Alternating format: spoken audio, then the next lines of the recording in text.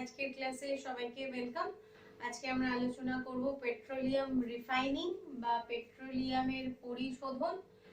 এই চ্যাপ্টারটা আমাদের বেশ কিছুদিন ধরে চলছে, কোশ্চেন আনসার আমরা শুরু করে দিয়েছি।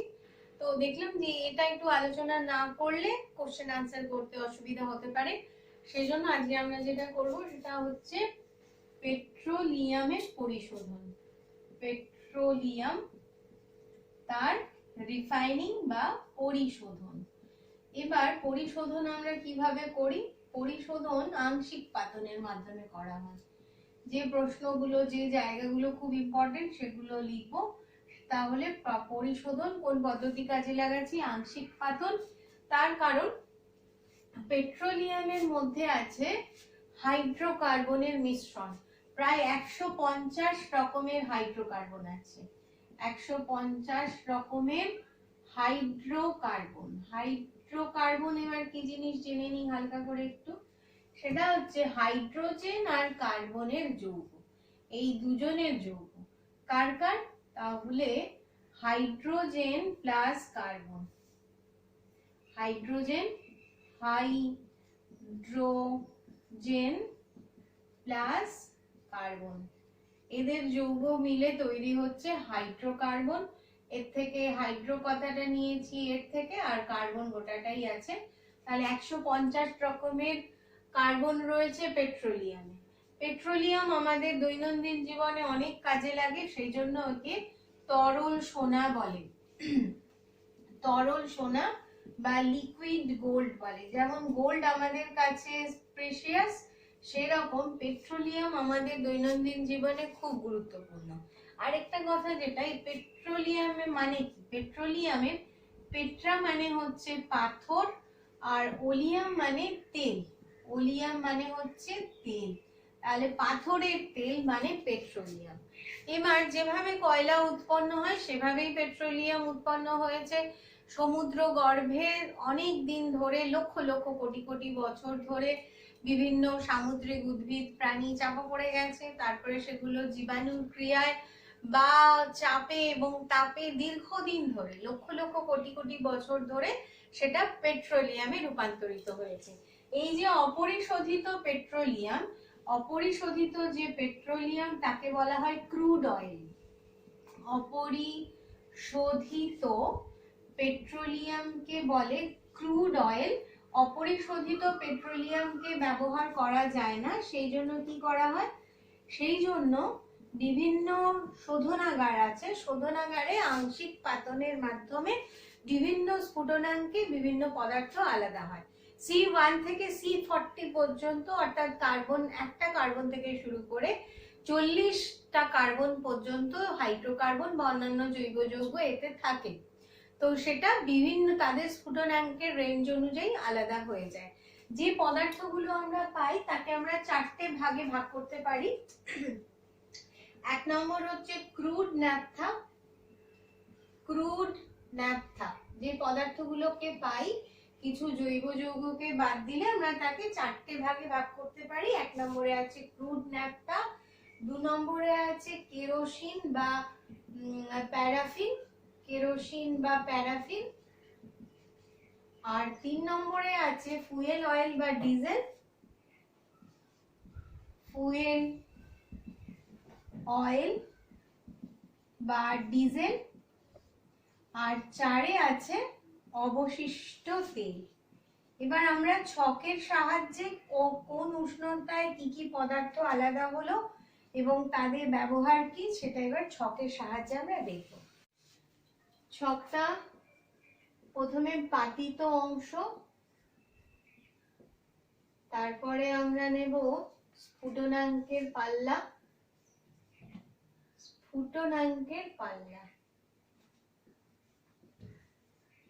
স্ফুটনাঙ্কের পাল্লা, তারপরে আছে কার্বনের পাল্লা, অর্থাৎ কতগুলো কার্বন পরমাণু আছে।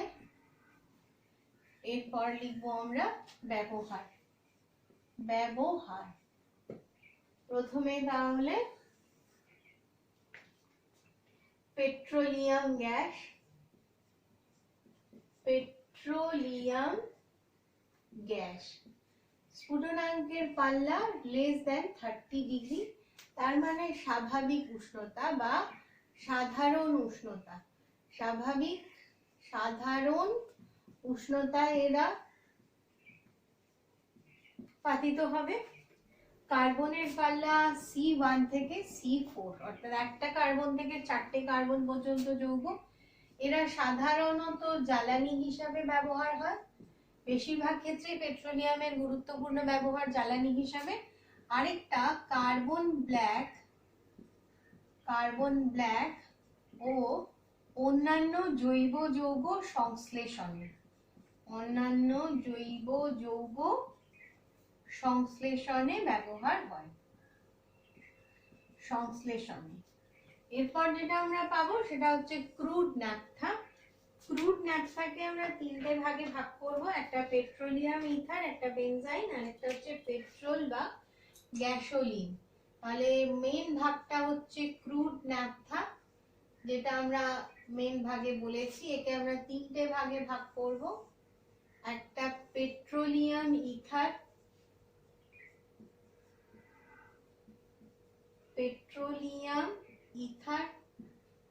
আরেকটা হচ্ছে বেনজাইন,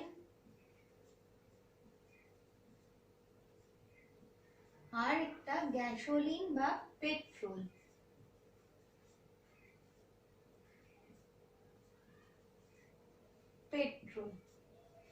স্ফুটনাঙ্কের পাল্লা 30 থেকে 70 ডিগ্রি সেন্টিগ্রেড। এটা 70 ডিগ্রি থেকে 200 ডিগ্রি সেন্টিগ্রেড। পেট্রোলিয়াম ইথার স্ফুটনাঙ্ক 30 ডিগ্রি সেন্টিগ্রেড থেকে 70 ডিগ্রি। বেনজাইন স্ফুটনাঙ্কের পাল্লা 70 ডিগ্রি সেন্টিগ্রেড থেকে 200 ডিগ্রি সেন্টিগ্রেড। গ্যাসোলিন বা পেট্রোল এর স্ফুটনাঙ্কের পাল্লা 70 ডিগ্রি সেন্টিগ্রেড থেকে 90 ডিগ্রি সেন্টিগ্রেড। এবার কার্বনের রেঞ্জগুলো একেবারে দেখে নেব। এখানে আমরা দেখেছিলাম 1 থেকে 4, এটা তাহলে হয়ে যাবে 5 থেকে 7, 5 থেকে 7, এটা 7 থেকে 12, আর এইটার ক্ষেত্রে গ্যাসোলিন পেট্রোলের ক্ষেত্রে সি 5 থেকে 6 থেকে 7, C7। এই হলো। এবার ব্যবহার দেখব। ব্যবহার পেট্রোলিয়াম ইথার দ্রাবক হিসাবে ব্যবহার হয় পেট্রোলিয়াম ইথার। তারপরে আছে বেনজাইন। বেনজাইন হচ্ছে পোশাকের ড্রাই ক্লিনিং এ ব্যবহার হয়।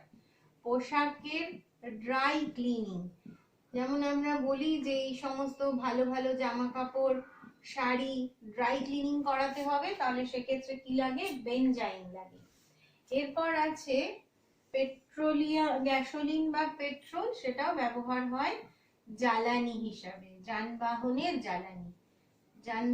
জ্বালানি হিসাবে ব্যবহার হয় গ্যাসোলিন বা পেট্রোল। কেরোসিন বা প্যারাফিন খুব পরিচিত আমাদের। কেরোসিন খুব নাম শুনেছি, যদিও ব্যবহার এখন আমাদের রোজকার জীবনে অনেকটাই কমে গেছে। কেরোসিন বা প্যারাফিন এর স্ফুটনাঙ্কের পাল্লা 180 ডিগ্রি থেকে 280 ডিগ্রি সেন্টিগ্রেড। কার্বনের রেঞ্জ এটা 12 অবধি ছিল, তাহলে এখানে আমি কি লিখবো? 12 থেকে 15। কি ব্যবহার? জ্বালানি হিসেবে ব্যবহৃত হয়। ফুয়েল অয়েল বা ডিজেল।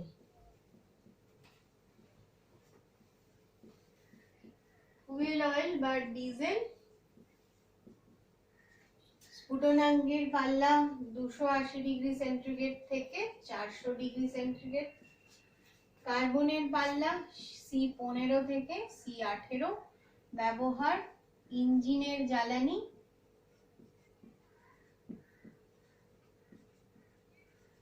আর গ্যাসোলিন প্রস্তুতিতে।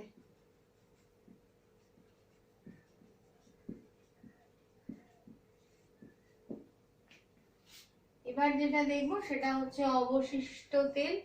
অবশিষ্ট তেলের মধ্যে আমরা 5টা ভাগ পাবো। অবশিষ্ট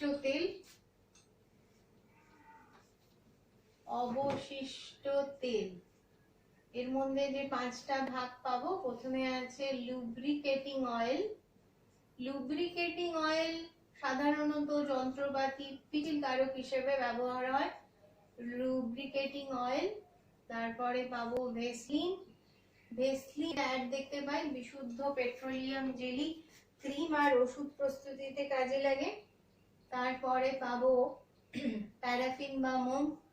প্যারাফিন নামটা শুনিনি, কিন্তু মোম নামটা শোনা, মোমবাতি প্রস্তুতিতে কাজে লাগে। এরপর আছে অ্যাসফল্ট বা পিচ।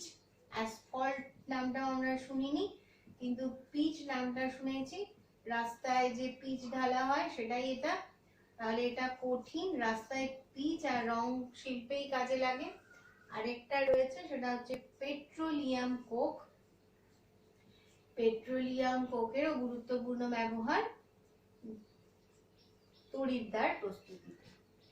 এবার স্ফুটনাঙ্কের রেঞ্জ 400 ডিগ্রি সেন্টিগ্রেডের বেশি, 400 ডিগ্রি সেন্টিগ্রেডের বেশি। প্যারাফিন বা মোমের ক্ষেত্রেও 400 ডিগ্রি সেন্টিগ্রেডের বেশি।